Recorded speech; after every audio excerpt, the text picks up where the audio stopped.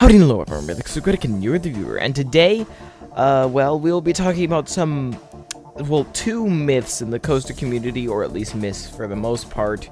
I just simply wanted to make a video about these so I could allow people to know more about this stuff, because not many people do. So, yeah, let's get started.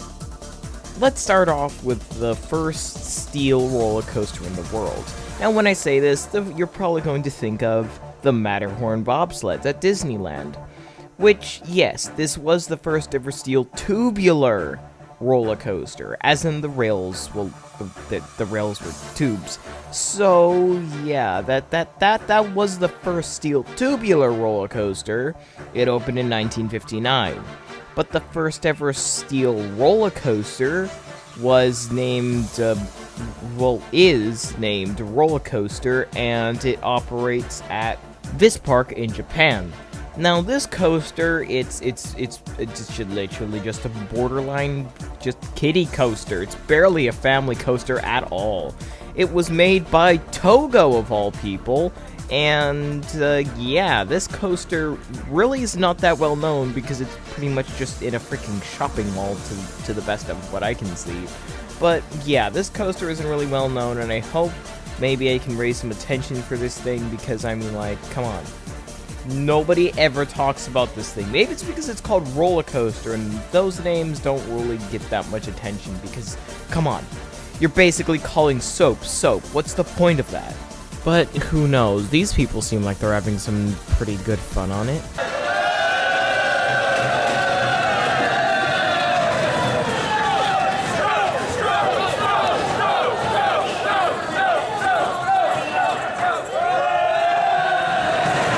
Now, the next myth that I want to talk about is the top 2 roller coaster records. I'm going to leave out fastest because fastest, that's pretty undebatable. But I want to talk about tallest and longest.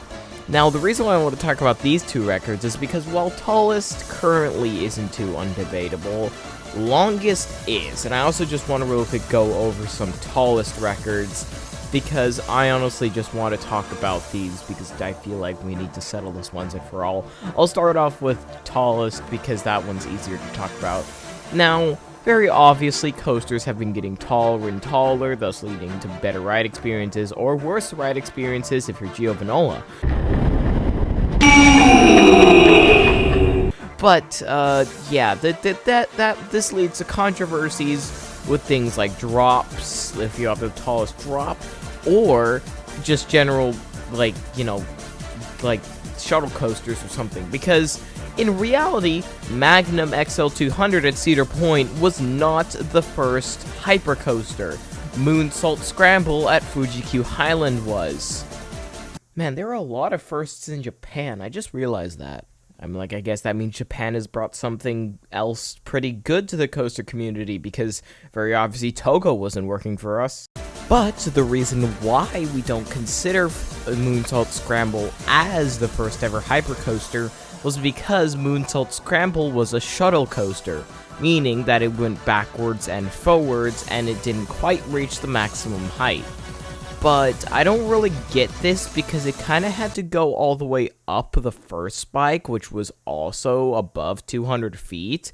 So if you go by that logic, then that means, yeah, it still was the first ever hypercoaster, which is why I consider it the first ever hypercoaster. So basically, all I'm going to say is, Magnum, you are not the first hypercoaster, stop trying to be it. However, going by the same logic, I don't consider Superman Escape from Krypton a Stratocoaster, or the first Stratocoaster, because if you have ever seen Superman Escape from Krypton run, you'd know that most of the time it is not going up to that red section, which is pretty much where the 400-foot mark starts. Most of the time it is going below that, and most of the time you're usually getting around 390, 380 feet.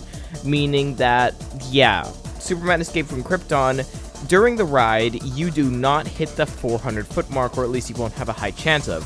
Now, the actual structure, yeah, that goes up to 415 feet. But the rider itself, in fact, it literally can only go up to around 410, 405 feet because of those trim brakes at the top to keep it from, you know, flying off the tower roller coaster tycoon style. Basically, what I'm trying to say here is if it's a shuttle coaster like Moonsault Scramble, where it carries you up to the highest point and then drops you, that means that, yeah, it is the type of coaster that is considered by its height mark, so hypercoasters, gigacoasters, stratocoaster, blah, blah, blah.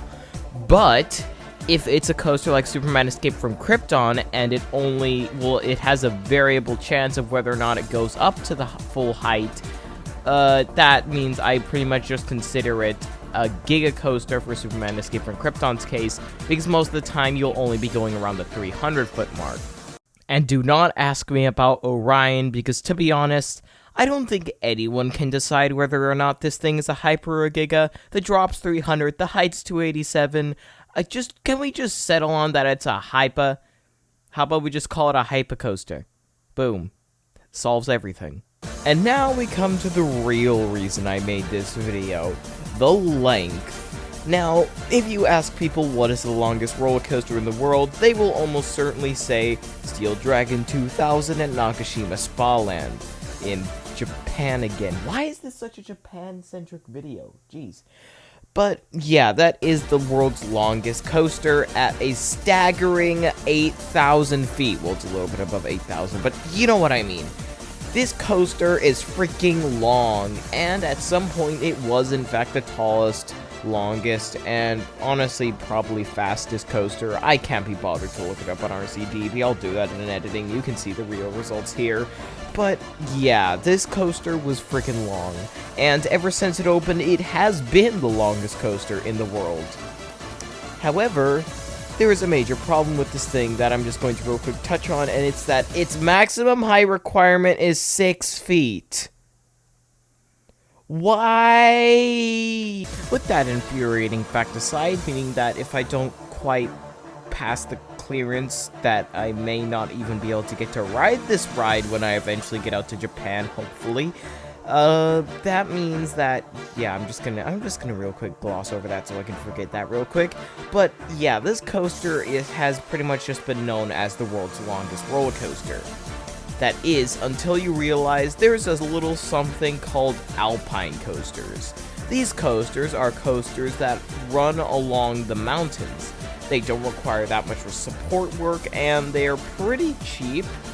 And not to mention that because of the braking system on them, if a rider makes you angry because of, well, they braked and basically, or they sped up and ran into the back of you, what you can do is you can just, kind of speed up all the way to the end, and then right when they can't see you, slam to a halt so they go crashing into you, and because it's a roller coaster, it is kind of mounted to the track, they will hit you, and you get your sweet, sweet revenge. That's why I want to go on an alpine coaster. I want to do that. I know, I'm an insane person.